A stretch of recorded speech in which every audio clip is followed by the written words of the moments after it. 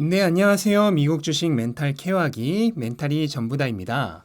최근 미국에 상장된 중국 주식들이 아주 핫하죠. 중국이라는 거대한 내수 시장이 있기에 가능성 있는 기업들에 엄청난 프리미엄이 붙어 있는 상황입니다. 현재 미국에 상장되어 있는 중국 기업은 ADR이라는 형태로 상장되어 있는 것입니다. 여기서 DR이란 주식 예탁 증서를 말하는데요. 미국에 상장할 때는 이 DR에 앞에 아메리카 A가 붙어서 ADR이 되는 겁니다. 주식 예탁 증서란 건 본국에 주식을 보관한 채로 이를 대신하는 증서를 만들어서 외국에서 유통시키는 일종의 대체 증권입니다.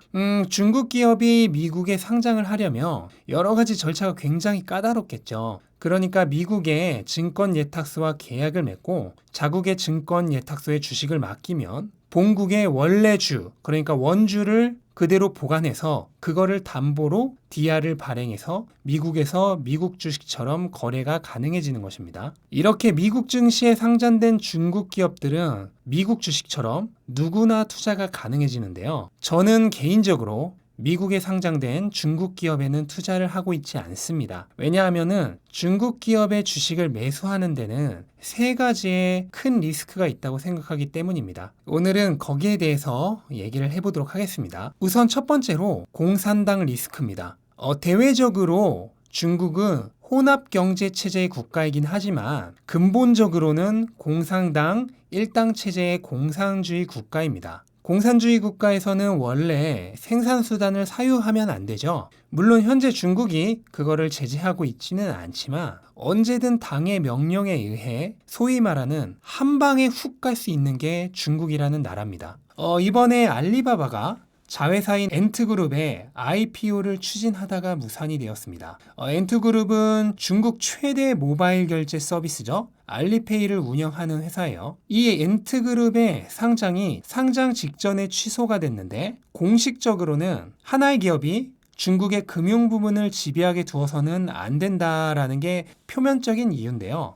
실제로는 마인 회장의 어떤 발언이 시진핑의 심기를 불편하게 만든 게 주 원인이란 게 공공연한 이유입니다. 엔트그룹의 상장 취소뿐만 아니라 알리바바에 대한 반독점 규제를 할 가능성도 최근에 부각되고 있어요. 이러한 악재 덕분에 알리바바의 주가는 그 이후로 현재까지도 조정을 겪고 있습니다. 잘 나가는 회사의 시총이 거의 150조 원 정도 날라갔고 자회사의 IPO도 상장 직전에 폐쇄가 된 거죠.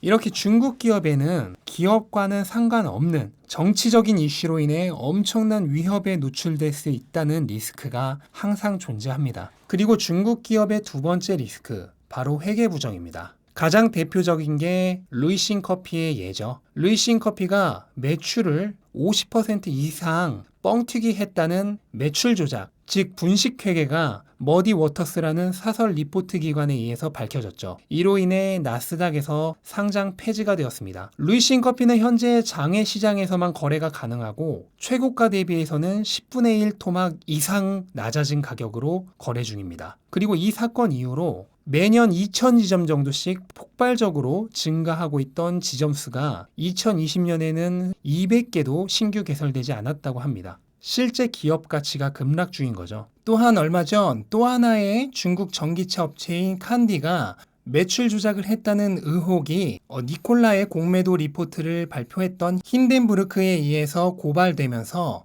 주가가 단 며칠 만에 처참할 정도로 폭락을 했습니다.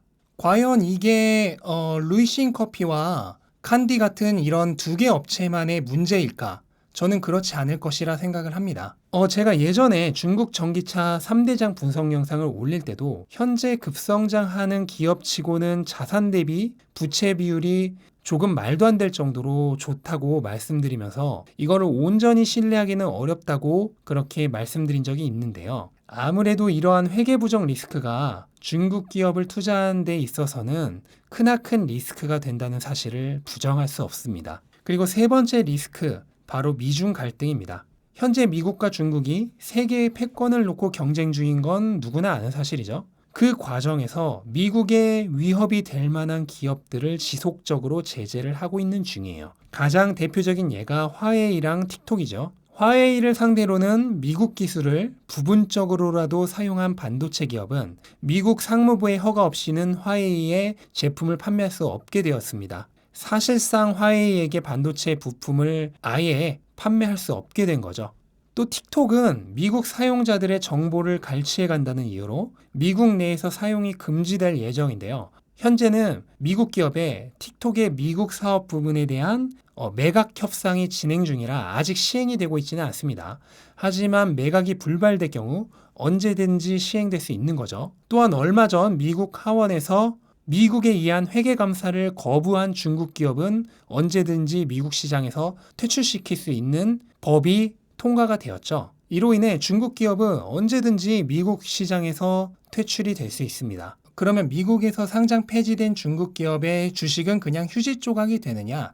그건 아닙니다. 지금 루이신 커피처럼 장외에서 거래가 될 수도 있고, 또는 DR이란 거는 본국에, 즉 중국의 원래 주식이 담보로 잡혀 있는 상태로 발행된 것이므로 이 회사가 본국으로 이동할 때 본국의 주식과 교환할 수도 있을 것입니다. 하지만 그렇다고 해도 미국에서 여러 가지 문제가 발생해서 본국으로 쫓겨났다면 그 주식의 주가는 엄청나게 하락할 것이란 거는 피할 수 없을 것입니다.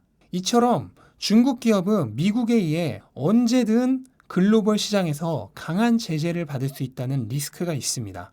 물론 미중 갈등이 심해지면 양국 주식 모두 타격을 받게 될 거예요. 중국도 보복 행위를 할 테니까요. 하지만 그래도 더 큰 타격을 받게 되는 것은 당연히 중국 기업이고, 그 중에서도 더 큰 타격을 받게 될 거는 미국에 상장된 중국 기업이죠. 언제든 퇴출될 수 있으니까요.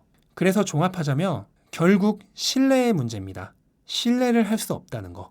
그래서 저는 아무리 좋은 기회처럼 보이는 기업이 있어도 중국 기업에는 투자를 하지 않습니다. 물론 이건 사람마다 생각하는 것과 성향이 다 다르기 때문에 각자의 신념대로 투자하는 것이 맞습니다. 제가 맞다는 얘기가 아니에요. 다만 본인이 지금 투자하고 있는 중국 기업이 정말로 그 기업을 제대로 리서치를 해서 그 기업의 미래를 믿고 투자를 하는 것인지, 아니면 단순히 시세 차익을 벌기 위한, 즉 카지노에서 돈을 거는 것과 다름없는 그런 투기는 아닌지 한번 점검을 해보고, 만약 그렇다고 한다면 적당히 비중 조절을 하는 것을 추천드립니다. 네, 이상 미국에 상장된 중국 기업에 대한 리스크를 살펴봤고요. 결국 판단은 각자의 몫입니다. 누가 옳고 틀린 거 없고 본인이 생각하는 맞는 투자 방법대로 하면 되겠지만, 저는 개인적으로는 중국 기업에 투자를 할 때는 이러한 리스크는 어느 정도는 염두에 둔 상태에서 건전한 투자를 하는 것을 추천드립니다. 네, 영상 이만 마치겠습니다. 영상 도움이 되셨다면 구독과 좋아요 부탁드리고 끝까지 시청해 주셔서 감사합니다. 좋은 하루 되세요.